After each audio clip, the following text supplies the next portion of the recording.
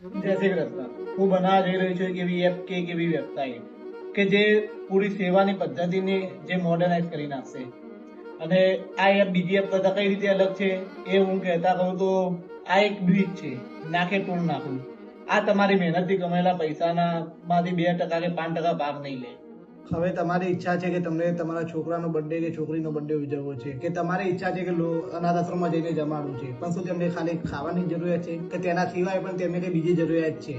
એ જરૂરિયાત હોય તે તેમને ખવડાવવા જશો ત્યારે તો કહેશે નહીં, પણ કેવું હોત કે પહેલા જ તમને જો ખબર હોય કે તેમને શું જોઈએ છે તો એ પ્રમાણે તમે લોકોની સેવા કરી શકો કે તેમને શું જોઈએ છે, કઈ રીતે જોઈએ છે અને શું તેમને વાસ્તવમાં તેની જરૂરત છે કે નહીં। આ મેન પ્રશ્ન આવીને ઉભો રહે છે અને આ પ્રશ્નનો ઉકેલ છે સેવા।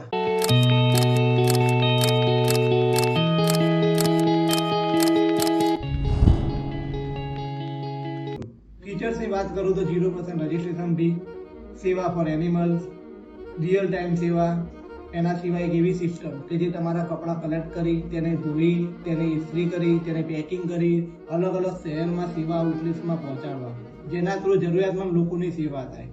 અને સેવા પોઈન્ટ્સ અને એના સિવાય બીજા ઘણા બધા મોટા મોટા ફીચર્સ છે। હર હર મહાદેવ।